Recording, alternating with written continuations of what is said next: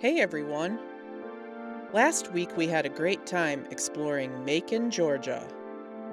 We toured the iconic Hay House, also known as the Palace of the South.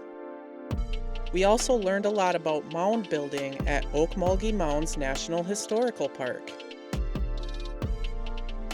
This week we are heading to southwest Georgia, where we will explore a couple of beautiful and unique Georgia state parks.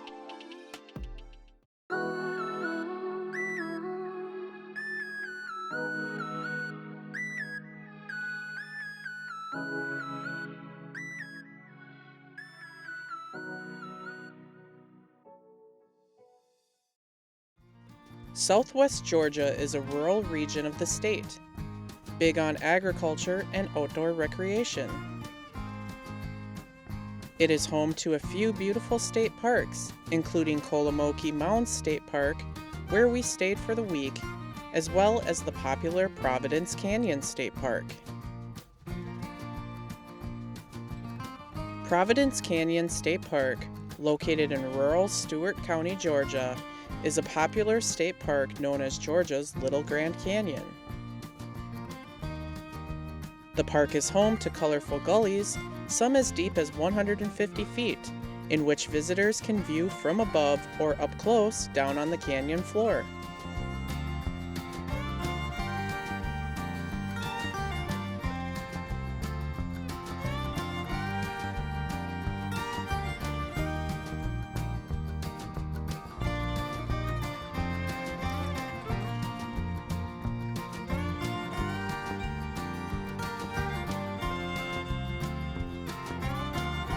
While Georgia's Little Grand Canyon is a beautiful sight, it is not a natural formation.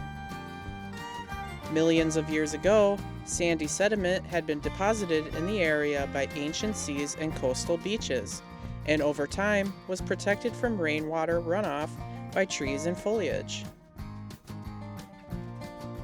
In the early 1800s, poor farming practices such as tree clearing and tilling caused this sandy sediment to be exposed to unmanaged water runoff and erosion. In less than 25 years, 5-foot deep gullies had appeared here. The canyons had become a cautionary tale in agriculture and were so visually effective that they helped push the Soil Conservation Act, signed by President Franklin D. Roosevelt in 1935. Providence Canyon State Park was established in 1971. Due to continued erosion, the canyons are constantly changing and continue to deepen.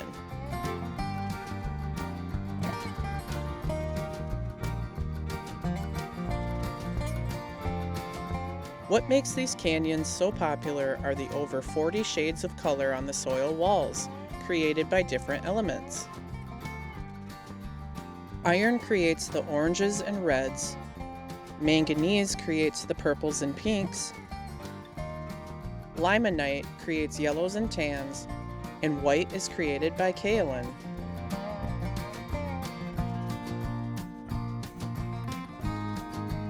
There are 16 different canyons visitors can observe and explore here at Providence Canyon State Park.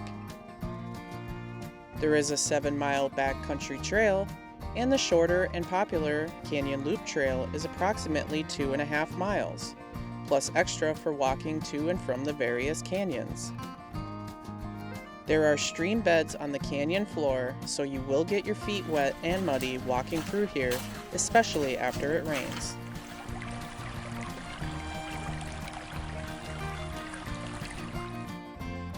We did the Canyon Loop Trail, which started at the visitor center and took us into the canyon floor.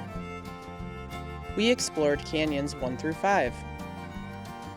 The first 2 canyons were not very exciting, as there was a lot of foliage covering up the views.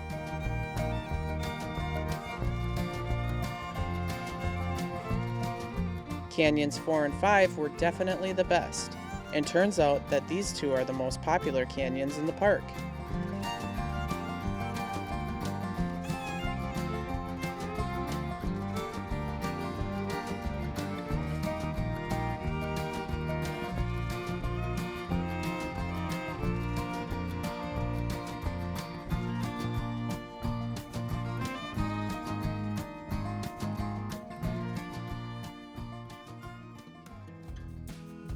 After checking out a few of the canyons, we got back on the Canyon Loop Trail and hiked back up to the rim. On the way, we passed a bunch of old cars that used to belong to a homestead here. The park chose to leave the cars here due to the environmental damage it would cause to remove them, since plants have grown through the cars and animals have made their homes here.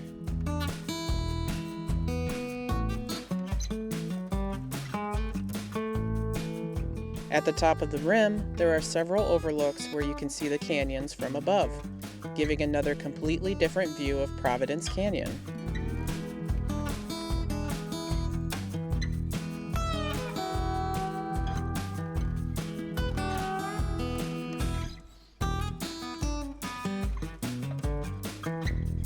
It costs $5 per vehicle to enter the park.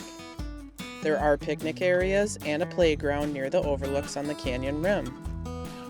There is no campground at this state park, but it does look like they were working on these cabins and covered wagons for future lodging.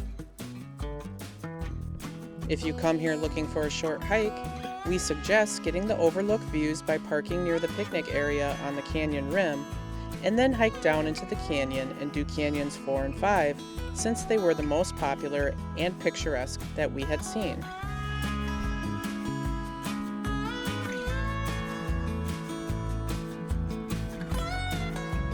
Overall, this was an excellent stop and a very fun hike.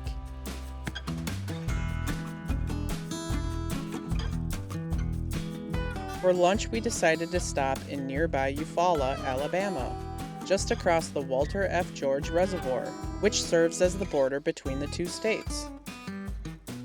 Eufaula has a cute downtown and a few good food options. We chose to eat at Cajun Corner on Broad, where Keisha ordered some red beans and rice, and I had the North Shore pasta. This pasta came with shrimp, crawfish, and andouille sausage and was covered in mozzarella cheese. An order of their crusty bread came with the pasta, and this simple, small loaf of bread covered in seasoned butter and mozzarella was so good. This was a great stop for some Cajun cravings. Kolomoki Mounds State Park, near the small town of Blakely, Georgia, is home to one of the oldest and largest woodland Indian sites in the Southeast. The site was occupied by Native Americans from 200 to 900 CE during the Middle and Late Woodland periods.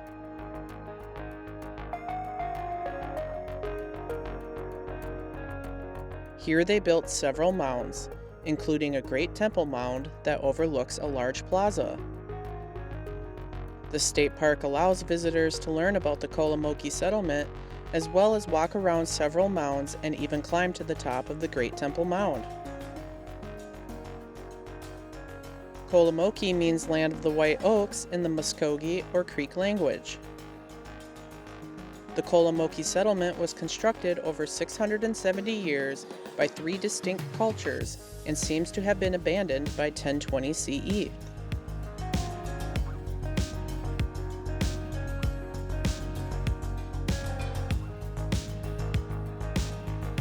Eight mounds still stand in the former settlement, the largest of which is Mound A, or the Great Temple Mound. Kolomoki is the largest built landscape in the southeast in terms of the volume of dirt moved.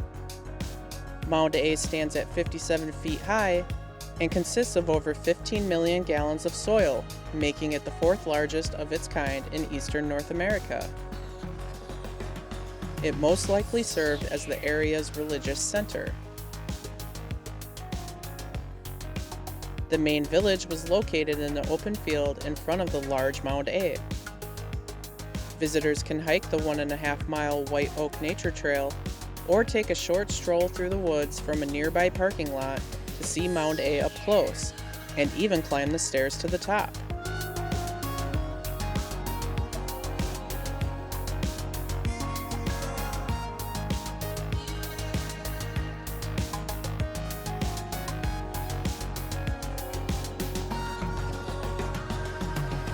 Across from Mound A, on the other side of the plaza or former village site, is Mound D.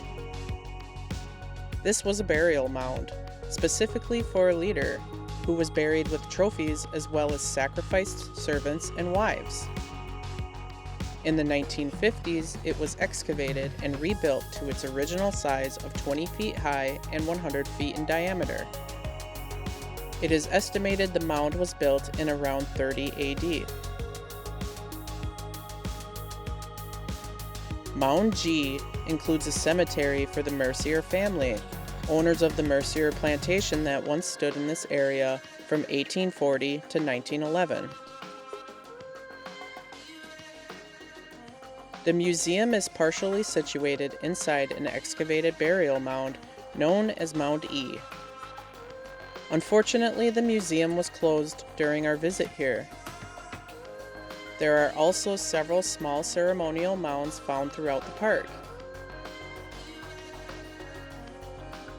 The mounds here at Kolomoki were originally much taller, but a variety of factors such as erosion, farming practices, and looting have changed the appearance over time. Kolomoki Mounds State Park has 2 lakes, providing swimming, boating, and fishing opportunities.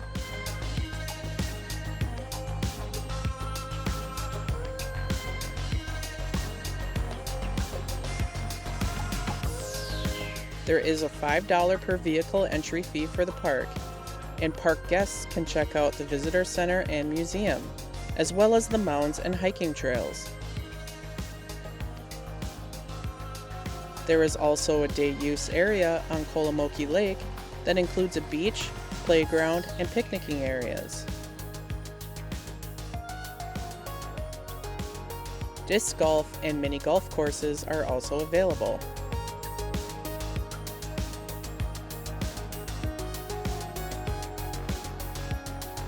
Kolomoki Mounds State Park includes a campground as well as a group camp. The main campground includes 25 sites, many of which sit on the shore of Lake Kolomoki. We spent the week at Site 17, a nice pull-through site with water and electric hookups. The campground offers a playground, bathrooms, showers, and laundry. This was a well-maintained and peaceful small campground in a quiet state park.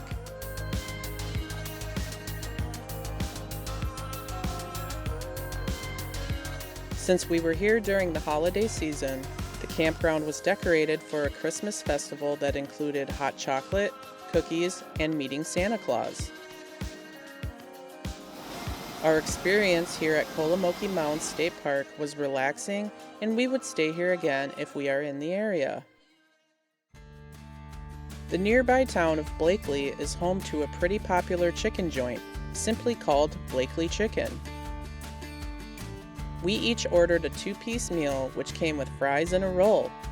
The fried chicken here is pretty good, and they offer grilled chicken as well.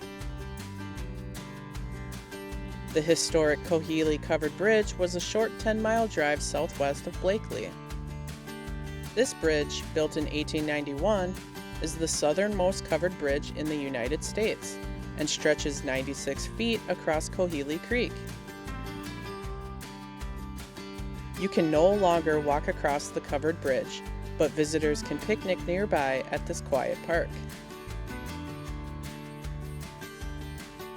Who knew Southwest Georgia was home to colorful canyons and ancient Indian mounds?